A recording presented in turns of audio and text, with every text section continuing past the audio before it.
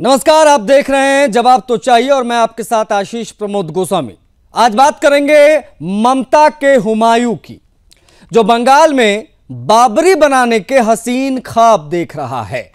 अयोध्या की पवित्र भूमि पर जब प्रधानमंत्री मोदी ने धर्मध्वजा को आकाश में आरोहित किया तो वो मात्र एक ध्वज नहीं था, वो 500 वर्षों की संताप तपस्या का प्रत्यक्ष साक्षात्कार हम कर रहे थे। उस सनातन की आत्मा का दिव्य उद्भव था। यह वो क्षण था जब भारत का हर कोना उत्तर से दक्षिण तक, पूरब से पश्चिम तक राम नाम की गूंज में एक सूत्र में बंधा नजर आया। पूरे राष्ट्र का मन गौरवान्वित था। लेकिन ठीक उसी समय देश के पूर्वी छोर से उठता है एक सियासी विष बाण। बंगाल की जमीन पर टीएमसी नियंत्रित इलाकों में अचानक दीवारों पर उभरते हैं वो पोस्टर जो विवादित, उद्दंड और राजनीतिक मंशा से भरे हुए थे। इन पोस्टरों पर लिखा था 6 दिसंबर बाबरी मस्जिद का शिलान्यास। जी हां, जरा सोच लीजिए आप, अयोध्या में धर्मध्वजा और उसी दिन बंगाल में बाबरी 6 दिसंबर, इन सब के पोस्टर चिपक गए। क्या यह संयोग था? यह वही सोची समझी साजिश का हिस्सा था जो हर बार राष्ट्र की आस्था को कटघरे में खड़ा करने निकल पड़ती है। क्यों ठीक उसी क्षण जब पूरे देश में राम नाम गूंज रहा हो, बंगाल की राजनीति अचानक उस तारीख की तरफ इशारा करने लग जाती है जो वर्षों तक विवाद और एजेंडे से जुड़ी रही है। क्या यह पोस्टर किसी स्मृति जागरण का हिस्सा था या जानबूझकर किया गया कोई भावनात्मक प्रहार? बात करेंगे आज। ममता बनर्जी को हम पूरी राजनीतिक नींव हिला देने वाले बयान पर भी घेरेंगे जो उन्होंने दिया है एसआईआर को लेकर, क्योंकि आग में घी डालने जैसा यह बयान ममता बनर्जी ने कल दिया था। इसलिए आज हम इस सवाल पूछ रहे हैं कि कौन सी नींव हिलाने की कोशिश दीदी कर रही हैं और इनके जो विधायक हैं टीएमसी के हुमायूं कबीर, उन्होंने ये बयान कैसे और क्यों दिया, ये समझना बहुत जरूरी है। क्यों हर बार जब राष्ट्र उत्सव में डूबता है तो बंगाल में तनाव की लहर उठती है? क्यों हर बार बंगाल को प्रयोगशाला बनाकर देखा जाता है? आज जवाब तो चाहिए में हमारा सवाल साफ है, उन सवालों की तरफ हम बढ़ेंगे। सवाल बेहद महत्वपूर्ण है जवाब तो चाहिए में। सवाल है कि धर्मध्वजा फहरते ही बंगाल में ये विवादित पोस्टर मुर्शिदाबाद में विशेष तौर पर कैसे चिपक गए? बंगाल में ये पोस्टर किसके आदेश पर लगाए गए? क्या ममता बनर्जी ने आदेश दिए थे? टीएमसी की कोई गाइडलाइन जारी हुई है किस प्रकार का बयान दो, भाई चुनाव आने वाला है। अब ममता का नींव हिला देने वाला बयान जो है उसका क्या मतलब है, वो भी आज हम उस सवाल पर भी जाएंगे।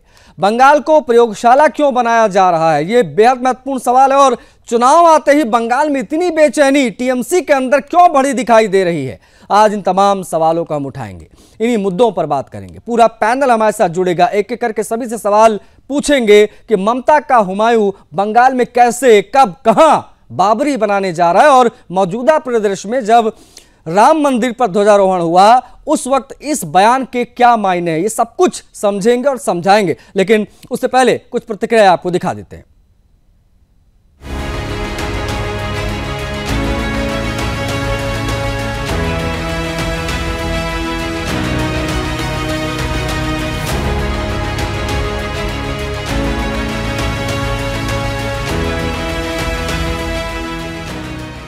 ये सिर्फ तस्वीरें नहीं, ये 500 साल की तपस्या का धधकता हुआ साक्षात प्रमाण है। ये सिर्फ धर्म ध्वजा नहीं, ये हर उस सनातनी हृदय की पुकार है जिसकी खातिर न जाने कितने भक्तों ने अपने सीने गोलियों से छलनी करवाए, अपने प्राणों की आहुति दे दी और जिस क्षण का इंतजार पीढ़ियां करती रही थी, अयोध्या में प्रधानमंत्री नरेंद्र मोदी ने भगवा ध्वज को गर्व से फहराया। किसी की आंखें नम थी, किसी के हाथ कांप रहे थे और हर भक्त को लगा आज हमारे राम लौट आए। लेकिन जहां राम भक्त झूम रहे थे, वहीं दूसरी तरफ एक और साजिश का जिन्न बोतल से बाहर आने लगा। फिर से हिंदुओं की भावनाओं को कुचलने की कोशिश, और इस बार साजिश की आग उठी बंगाल से। धर्म ध्वजा लहरने के कुछ ही घंटों में बंगाल की सड़कों पर ऐसा पोस्टर लगाया गया जिसने हर सनातनी को झकझोर दिया। बाबरी मस्जिद शिलान्यास, और इसे लगवाने वाला कोई और नहीं, टीएमसी थी। वही टीएमसी जो अवसर मिलते ही हिंदुओं को प्रताड़ित करने की हर सीमा पार कर जाती है। बाबरी मस्जिद का शिलान्यास होगी 6 दिसंबर स्टेट का मेरा नेता सब लोग को संहति दिवस भी उद्यापन होगी। मैं यहाँ का बेलडंगा में एक बाबरी मस्जिद 3 साल के लिए काम चलेगी, इसीलिए उनका भित्ति स्थापन होगी। किस हैसियत में प्रधानमंत्री जाके झंडा फहराना चाहते हैं एक मंदिर का? इस देश का कोई मजहब नहीं है। भारत देश का संविधान के मुताबिक कोई मजहब, कोई धर्म नहीं है। संविधान के मुताबिक इंडिविजुअल आदमी का धर्म है। और हमारे प्रधानमंत्री देश के प्रधानमंत्री हैं। क्या वो किसी मस्जिद के ऊपर झंडा फहराएंगे जाके? किसी गुरुद्वारे का, किसी चर्च का झंडा फहराएंगे? वो सिर्फ राम मंदिर का झंडा राजनीतिक फायदा उठाने के लिए फहराना चाहते। देखिए, हमारा तो ये मानना है कि 6 दिसंबर 1992 भारत देश के लिए एक काला दिन था, डेमोक्रेसी के लिए काला दिन था, जिस दिन हमारी बाबरी मस्जिद को एक षड्यंत्र के जरिए शहीद कर दिया गया। और हमारा ये मानना है कि एक बार जहाँ मस्जिद थी है ता कयामत तक मस्जिद रहेगी, हमारा ईमान बोलता है। अब मोदी जी तो संविधान की शपथ ली है, संवैधानिक पद के ऊपर बैठे हैं, गए वहाँ पे ध्वजारोहण किया। कि आप तो बोलते भी हो सबका साथ, सबका विकास, सबका विश्वास की भी आप बात करते हो, तो आप सिर्फ एक ही समुदाय के तो प्रधानमंत्री नहीं है ना, आप तो पूरे देश के प्रधानमंत्री है, आप तो मेरे भी प्रधानमंत्री है। तो फिर आप एक समुदाय के खिलाफ ही आपके लोग इतनी नफरत क्यों फैला रहे हैं?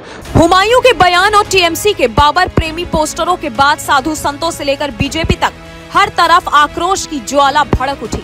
बीजेपी ने साफ कहा है, हिंदुस्तान में बाबर प्रेम के बीज पनपने नहीं दिए जाएंगे। वो बाबरी मस्जिद का नींव टीएमसी नहीं रखेगा, बल्कि बांग्लादेश का नींव रखेगा।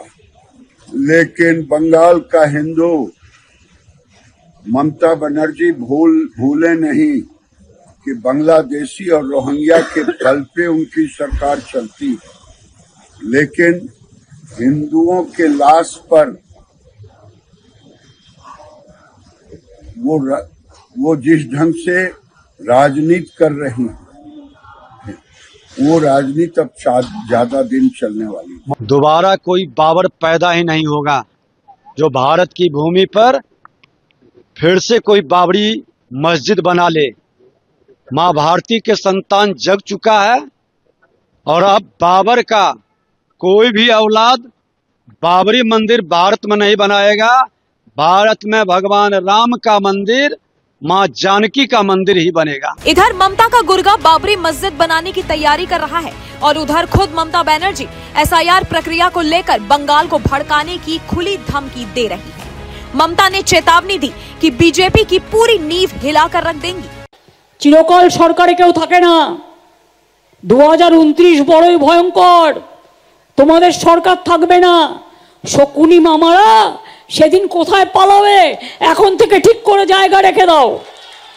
আমায় বাংলায় আঘাত করলে, কারণ মানুষকে আঘাত করলে আমি মনে করি আমাকে আঘাত করছে। ममता बनर्जी के घुसपैठियों वाले प्यार पर बीजेपी ने भी जोरदार पलटवार किया और कहा कि बंगाल की धरती से घुसपैठियों और उन्हें बचाने वालों दोनों को उखाड़ कर फेंका जाएगा। अरे भाई, बंगाल मैं आपको कह रहा हूँ, ये बात बिहार में भी बोलते थे ना, क्या हो गया उनका?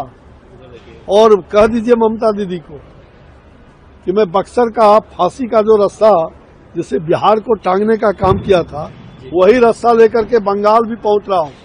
और बंगाल में पूरी तरह से उनका जो कुशासन है, जो उनका जंगल राज बंगाल में फैलाए हुए है, उस जंगल राज को हम भारतीय जनता पार्टी के लोग और बंगाल की जनता निश्चित रूप से उनको उस कुशासन का भी समाप्ति होगा। बंगाल में ममता बनर्जी जिस प्रकार से शासन कर रही है, पूरा देश उस हकीकत को जानता है। और भारतीय जनता पार्टी अपने संगठन और अपने कार्यकर्ताओं के दम पर काम करता है, तो हमको कम से कम किसी भी ममता बनर्जी के निर्देश की या उनकी सलाह की आवश्यकता नहीं है। हमारे नेता प्रधानमंत्री नरेंद्र मोदी हैं और जो वो निर्णय करते हैं, हम सब कार्यकर्ता उस निर्णय को सफल बनाने में अपनी कोई कसर नहीं छोड़ते। कुल मिलाकर बंगाल चुनाव से पहले टीएमसी और उसके साथी फिर उसी पुरानी नीति पर उतर आए। बंगाल को दंगों, विभाजन और धार्मिक उपसावे की आग में झोंकने की साजिश। लेकिन अब सबसे बड़ा सवाल यही है कि कब तक ममता की ममता घुसपैठियों और बाबर के लिए उमड़ती रहेगी? कब तक बंगाल का हिंदू बंगाल में ही रहने की सजा झेलेगा?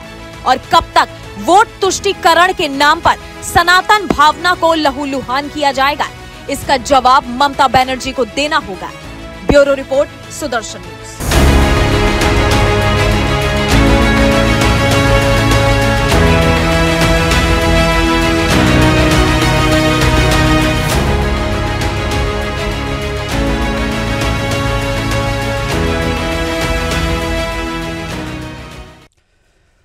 तो टीएमसी के बाबरी प्रेम की आज हम बात करेंगे, क्योंकि ममता का हुमायूं बंगाल में बनवाएगा बाबरी, ये बयान दिया गया है हुमायूं कबीर के द्वारा, जो कि टीएमसी के विधायक हैं। पोस्टर्स भी इनके द्वारा मुर्शिदाबाद की दीवारों पर चिपकाए गए। कौन कौन से पैनलिस्ट हमारे साथ कनेक्ट हो गए, उनसे आपका परिचय कराएंगे, फिर चर्चा को आगे बढ़ाएंगे। राकेश पोद्दार जी दिखाई दे रहे हैं, प्रवक्ता भारतीय जनता पार्टी के। राकेश जी, स्वागत है आपका। पंडित राज शर्मा जी हैं, प्रवक्ता कांग्रेस पार्टी के। राज जी, आपका भी बहुत स्वागत है। सुरेंद्र स्वामी जी स्क्रीन पर दिखाई दे रहे हैं, राजनीतिक विश्लेषक। सर, आपका भी बहुत स्वागत है। राजू दास जी हैं, महंत हनुमानगढ़ी के। राजू दास जी, आपका भी बहुत स्वागत है, समय देने के लिए आभार। बिना किसी देरी के मैं चर्चा की शुरुआत करूंगा। सबसे पहले राकेश पोद्दार जी, प्रतिक्रिया आपकी महत्वपूर्ण होगी। जब अयोध्या में धर्म ध्वजा लहर रही थी, हर हिंदू हर सनातनी गौरवान्वित था, तब उसी वक्त बंगाल के मुर्शिदाबाद में पोस्टर चिपकाए जा रहे थे बाबरी के शिलान्यास के। इसको किस प्रकार की सियासत देखा जाए? इसे वाकई में सियासत राजनीति से जोड़ा जाए या सनातन को सीधी चुनौती जैसा कुछ नजर आया? आशीष जी, कल किस प्रकार देश के प्रधानमंत्री, देश की 140 करोड़ जनता रामलला के मंदिर पर ध्वजा उत्तोलन हो रहा था, ध्वजा फहर रही थी, लेकिन दूसरी तरफ के लोग क्या कर रहे थे? मैं एक लाइन कहना चाहता हूं, शंख ध्वनि से गुंजा आकाश, शंख ध्वनि से गुंजा आकाश, वहां पावन हुंकार था, रामलला के चरणों में फिर झुका सारा संसार था। लेकिन इनके जो हुमायूं है, कबीर है, ममता बानो के विधायक है, वो कहते 6 दिसंबर को बाबरी मस्जिद बनेगा। अरे भैया, सनातन देश है, धर्म के नाम पर, ठीक है, एक मिनट आशीष जी, धर्म के नाम पर कोई भी व्यक्ति, चाहे ममता बनर्जी हो, चाहे कोई भी नेता हो, धर्म के नाम पर राजनीति ना करें, बात करें सबका, सबकी विकास की बात करें। और बाबर की बात करने वाले लोग नहीं, देखिए, ये सिर्फ राजनीति नहीं हो सकती। आज हम इसी को समझेंगे। एक बार ओपनिंग रिमार्क सभी का हो जाए और पोद्दार जी, उसके बाद मैं लौट कर आऊंगा। कांग्रेस पार्टी के जो प्रवक्ता पंडित राज शर्मा जी, उनकी प्रतिक्रिया भी महत्वपूर्ण होगी। 6 दिसंबर को पोस्टर, 6 दिसंबर की तारीख को लेकर पोस्टर लगवाने की जरूरत टीएमसी को क्यों पड़ी होगी, ये मैं आपसे समझना चाहूंगा। कांग्रेस पार्टी किस प्रकार से इस घटना को देख रही है, आप लोगों का टेक इस पर क्या है, वो प्रतिक्रिया दे दीजिए एक बार। मैं कांग्रेस पार्टी का रिप्रेजेंटेशन कर रहा हूं आपके टीवी पे।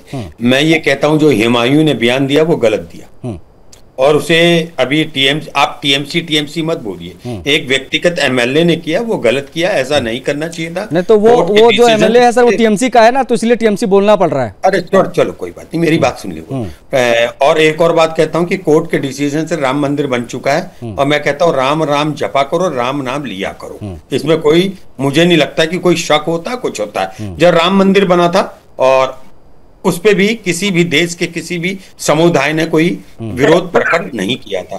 मैं नहीं समझता कि हम लोगों को देश भावना से कोई काम करना चाहिए, मगर मैं इतना कहना चाहता हूं कि वो हुमायूं को भी ऐसे बयान नहीं देना चाहिए। वो व्यक्तिगत उसने बयान दिया, उसको एंडोज दीदी ने नहीं किया, नहीं किया। नहीं, इस पर ये आपको कैसे पता, मैं समझना चाहूंगा राज शर्मा जी, क्योंकि दीदी ने इस पर कोई स्पष्टीकरण नहीं दिया है कि उन्होंने कहा या नहीं कहा।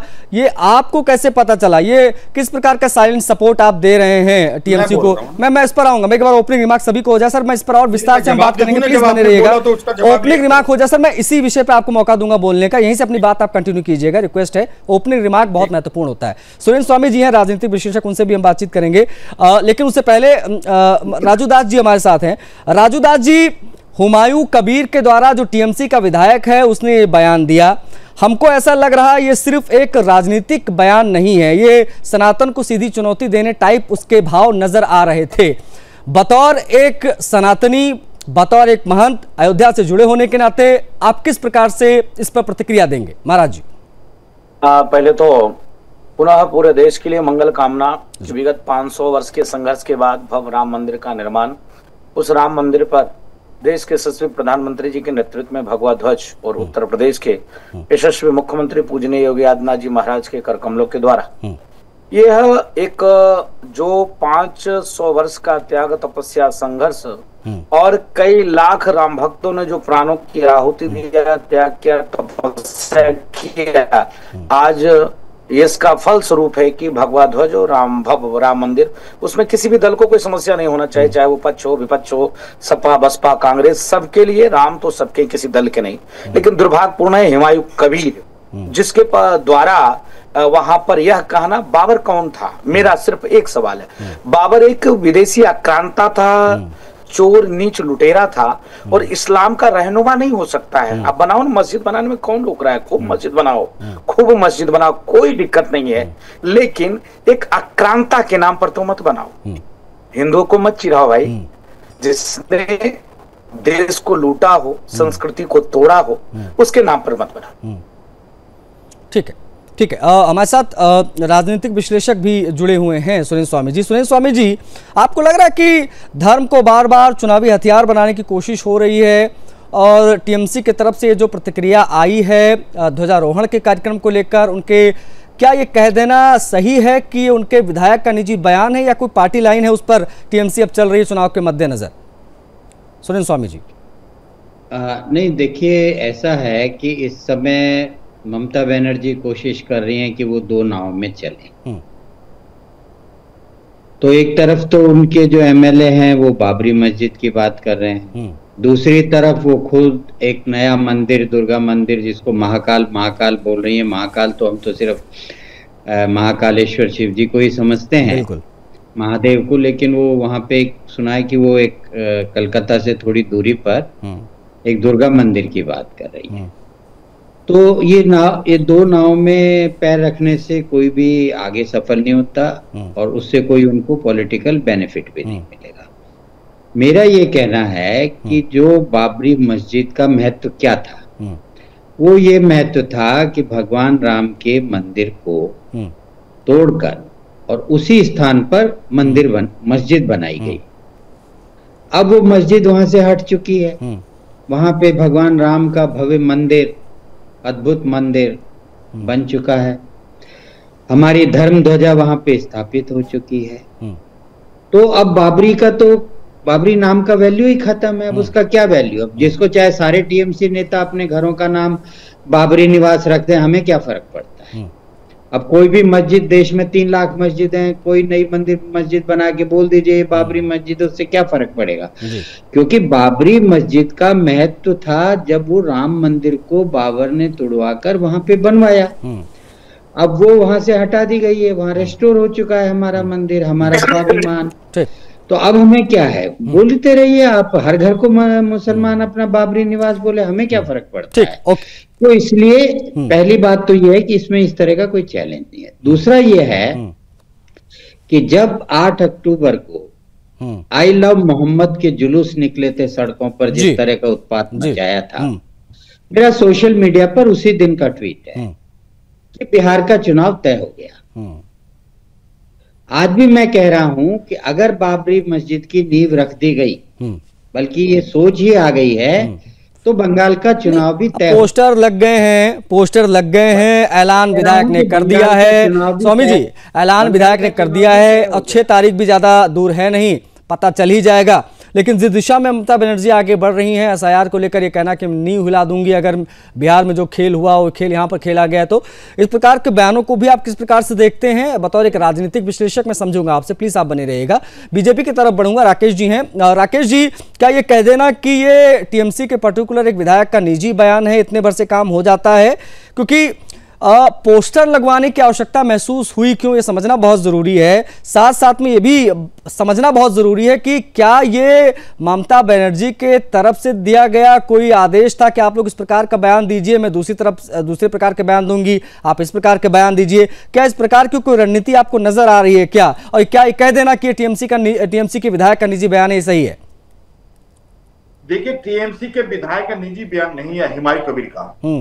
वो विधायक हैं, एक विधानसभा के प्रतिनिधित्व करते हैं और कहते हैं कि हमारा निजी बयान है। नहीं हो सकता है। ये ममता बनर्जी की पार्टी से है, तो ममता बनर्जी जी को चाहिए उनको पार्टी से निष्कासित करे, देश की जनता को सामने रखे कि मैंने इनको निष्कासित किया। नहीं, मुगलों के छाती पर हमने भगवा झंडा फहराया है, मुगलों के छाती पे हमने भगवा झंडा फहराया है। कबर से निकलकर देख ले बाबर, कबर से निकलकर देख ले बाबर, मंदिर वहीं बनाया है। मंदिर तो बन गया, अब कहीं बाबर का नाम लेने वाला अगर बाबरी मस्जिद की बात करेगा उसका भी विध्वंस देश की जनता वोट के माध्यम से ममता बानों को करने का काम करेगी। सत्ता के लिए ये लोग, सत्ता के लिए तुष्टीकरण की राजनीति करना, ध्रुवीकरण की राजनीति करना, आशीष जी बड़ा दुर्भाग्य है। ये लोग राजनीति के स्तर और सत्ता के लिए इतने नीचे स्तर पर चले गए। मैं कहना चाहता हूं, सत्ता के लिए तो भगवान प्रभु श्री राम रावण को लंका में मार गिरा देते हैं, फिर भी सत्ता को ठुकरा देते हैं। और वहां पर एक, ठीक है राकेश जी, लेकिन आपने अभी सुना, हमारे साथ कांग्रेस पार्टी के प्रवक्ता हैं, उनसे जब मैंने पूछा तो उन्होंने भी कहा ये बिल्कुल सही नहीं है, इस प्रकार के बयान उनको नहीं देने चाहिए, उसको सही नहीं मानते ना, उनकी पार्टी सही मानती है। लेकिन वो ये कह रहे हैं कि ये उनका निजी बयान है, इसको पार्टी से ना जोड़ा जाए, मतलब टीएमसी से जोड़कर ना देखा जाए। इस पर दो शब्द कह दीजिए, उसके बाद में राष्ट्रपति को मौका दूंगा। हाँ आशीष जी, एक बात जानने की जरूरत है, आज संविधान दिवस है। ममता बनर्जी जी क्या कहती है? पूरा देश हिल जाएगा। एक मुख्यमंत्री का बयान हो सकता है, पूरे देश को हिला देगी, इतनी औकात हो गई ममता बनर्जी जी को। अरे भैया, राजनीति करनी है, मुद्दों की राजनीति करिए, विकास की बात करिए, हर मुद्दों की बात करिए। किसी को औकात नहीं है भारत के ऊपर हाथ उठाकर देख ले, हाथ उठा ले या आंख उठा के देख ले, देखने की औकात नहीं है। मैं कहना चाहता हूं पूरे देश की जनता को आपके चैनल के माध्यम से, ममता बानों को जानिए, संविधान दिवस के ऊपर पर आज कहते हैं कि पूरा देश हिल जाएगा। ठीक है, देश नहीं हिलेगा, बड़े बड़े को हमने हिलाकर भगा दिया है। ठीक है, ओके राकेश जी, बाबर जैसे, मुगलों जैसे, शेरशाह सूरी जैसे लोगों को हमने भगाया। ठीक है, देश आजाद है, लोकतंत्र है यहाँ पे। ओके, चुप हो जाओ थोड़ा, पंडित शर्मा जी थोड़ा चुप हो जाओ। अरे चुप नहीं, आप आपकी बात करना चाहता हूँ। राहुल गांधी जी क्या, अरे थोड़ा चुप हो जाओ ना, थोड़ा काहे गुस्सा हो रहे हो, काहे मेंटली अपसेट हो क्या, क्या हो गया?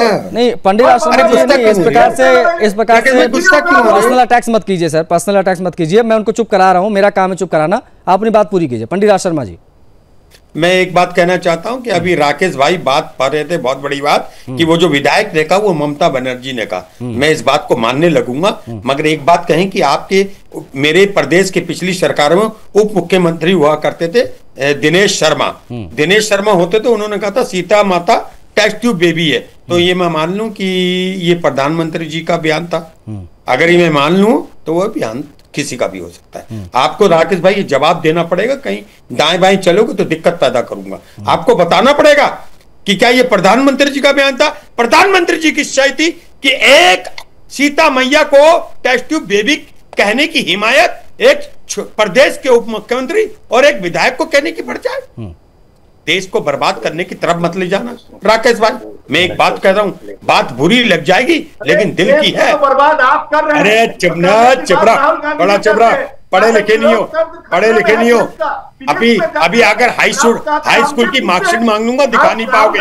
बेकार की बातें मत करना, मुझे पसंद नहीं आती। मैं आपसे कह रहा हूँ तहजीब से रह लो, देश को बर्बाद मत करो। क्या ये प्रधानमंत्री जी का बयान था कि सीता मैया टेस्ट ट्यूब बेबी है? अगर है तो बोलिए, जवाब देना चाहता सनातन धर्म कि क्या सीता मैया टेस्ट ट्यूब बेबी थी? आप बदतमीजी करोगे, मैं यह बर्दाश्त करूंगा। देश को बर्बाद करोगे, मैं बर्दाश्त करूंगा। नहीं, एक मिनट राकेश जी, एक मिनट राज शर्मा जी, एक मिनट, बीपी मत बढ़ाइए। एक मिनट, होल्ड ऑन। बहुत ज्यादा बीपी बढ़ गया था पंडित राज शर्मा जी का। पंडित राज शर्मा जी, मैं आपको स्पष्ट कर देना चाहता हूं, जिस बयान को आप कोट कर रहे हैं मौजूदा राज्यसभा सांसद और पूर्व उप मुख्यमंत्री दिनेश शर्मा जी, पूर्व मेयर लखनऊ, उनको लेकर मैं स्पष्ट कर दूं, उन्होंने ये नहीं कहा था कि वो टेस्ट ट्यूब बेबी हैं।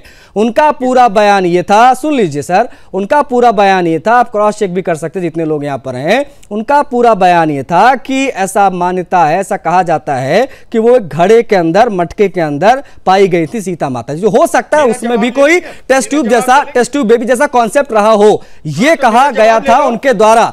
लेकिन जैसे ही राहुल गांधी जी ने नहीं कहा, सुन लीजिए, जैसे राहुल गांधी जी ने कभी ये नहीं कहा कि एक तरफ से आलू डालो दूसरी तरफ से सोना निकालो, उसी प्रकार से यहां पर भी गलत तरीके से बयान को आप यहां कोट मत करिए, ये मैं आपसे रिक्वेस्ट कर रहा हूं। अब अपनी बात पूरी कर लीजिए राज शर्मा जी। मैं एक बात कहना चाहता हूं जी, आपने एक बात अच्छी बोली, जो मैं सवाल कर रहा था। हाँ। आलू से चिप, सोने के चिप निकाले जाते हैं, ये राहुल जी का बयान नहीं था, ये प्रधानमंत्री जी का बयान था। नहीं, मैंने स्पष्ट कर दिया, मैंने स्पष्ट कर दिया, आलू से सोना निकालो। अब मैं एक बात कहना चाहता हूं, अशोक गहलोत जी का बयान, हाँ मैं जानता हूँ, तोड़ मरोड़ की चीजें होती हैं, हाँ जैसे आप कर रहे हैं। हाँ, अरे भूल जाते हो क्या राकेश में, क्या हो गया राकेश जी? एक बार बात हो जाए, टेंशन में ले रहे हो। गांधी मैदान में, अरे दिल्ली के अंदर। राजू दास जी, बतौर एक महंत, आप क्या मानते हैं कि ये पोस्टर्स लगना, इस प्रकार के बयान टीएमसी के नेताओं के द्वारा देना, कांग्रेस के द्वारा उनको साइलेंट सपोर्ट करना, ये सब एक टकराव की ओर धकेलता है, जो कि मौजूदा परिदृश्य में ठीक नहीं है? मान जी। नहीं, अभी तो मैं पूर्णतः निवेदन पूर्वक यही कहूंगा कि जिस प्रकार से टीएमसी के नेता माननीय ममता बनर्जी जी के द्वारा भी प्रसह दिए जाना और बाबरी मस्जिद की बात करना एक विधायक के द्वारा, तो मुझको लगता है तत्काल उनको पहले तो पार्टी से बाहर करना चाहिए, या तो फिर तुरंत ममता बनर्जी जी को बोलना चाहिए कि हम इस विचार के साथ में नहीं हैं। जिस प्रकार से मोदी जी के नेतृत्व में, योगी जी के नेतृत्व में संघ प्रमुख पूजनीय मोहन भागवत जी ने 500 वर्ष के बाद यह क्षण, यह अवसर आया है, आप समझ सकते हो कि 500 वर्ष में 76 बार लड़ाई हुई, 76 बार के लड़ाई में लमसम अयोध्या के आसपास के 17, 18, 19 जिले के जितने राजा थे, महाराजा थे, महारानियों ने खूब लड़ाई लड़ी। संघ विचार परिवार का जन्म हुआ और संघ विचार परिवार में रातों दिन एक करके जो अलख जगाया, जिसका परिणाम स्वरूप एक राम मंदिर का निर्माण। और बाबर एक विदेशी आक्रांता था, एक चोर था, नीच था, लुटेरा था। मैं पूछना चाहता हूं, यहाँ जितने लोग बैठे हैं, चाहे वो कांग्रेस के प्रवक्ता हो, चाहे और भी लोग हों, सबसे पूछना यह है, मेरा सवाल है कि क्या इस्लाम इतना कमजोर हो गया कि अब बाबर के सहारे इस्लाम चलेगा? क्या इस्लाम में अब कोई महापुरुष नहीं रह गया कि एक चोर, नीच, लुटेरा और एक बलात्कारी के नाम पर इस्लाम चलेगा?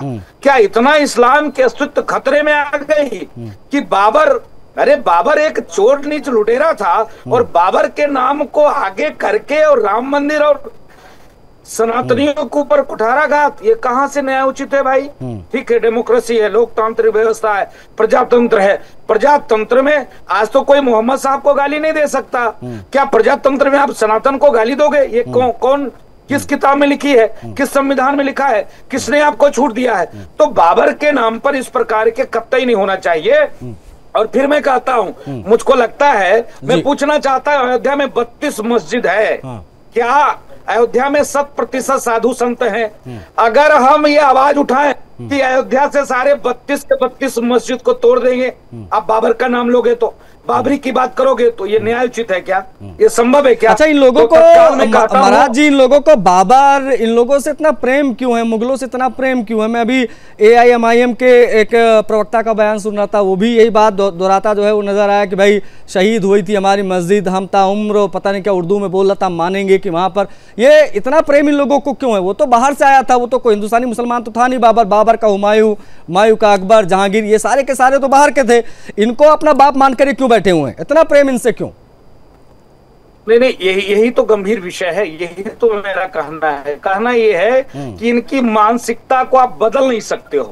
लगातार जिस प्रकार से इनके मन मस्तिष्क में अभी भी बाबर का प्रेम, औरंगजेब का प्रेम, ये जो इनके पठन पाठन में और इनके खून में ही समाहित है।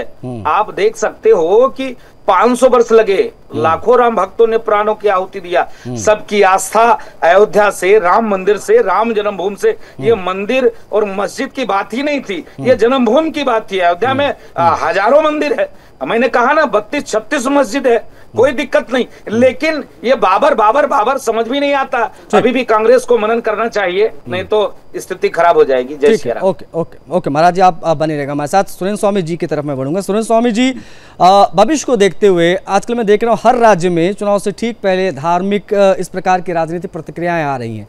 हमारे लोकतांत्रिक ढांचे के लिए इस प्रकार के बयान कितने महत्वपूर्ण हैं और क्या असर उस पर पड़ेगा, एक चीज़ ये। और दूसरी चीज़ ये स्वामी जी कि बंगाल में जो चुनाव आने वाले हैं उससे ठीक पहले ये जो पॉलिटिक्स आप वहाँ पर टीएमसी की अब बदली देख रहे हैं, इसके पीछे की मुख्य वजह आपको क्या लगती है? कोई बेचैनी, बौखलाहट, हड़बड़ाहट महसूस हो रही है क्या आपको? नहीं, ये बिल्कुल तय है कि ममता बनर्जी इस समय बहुत ही मुश्किल में है, इसमें कोई दो राय नहीं है।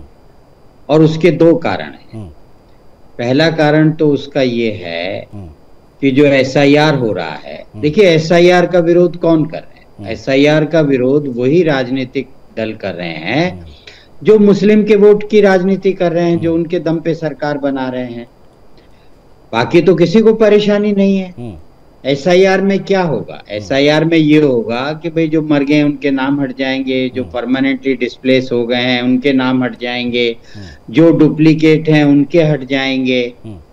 तो इसमें किसी को क्या परेशानी होगी? लेकिन परेशानी का मूल कारण ये है कि जो घुसपैठिए और अन्य लोगों के नाम जो आपने वोटर लिस्ट में जोड़ दिए वो नाम कटेंगे।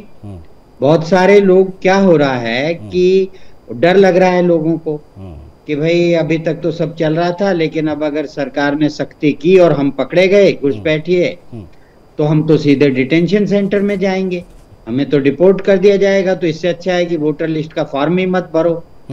तो ये जो बेचैनी है, ये बेचैनी देखिए बिहार के चुनाव में भी हमने बहुत डिस्कस किया था।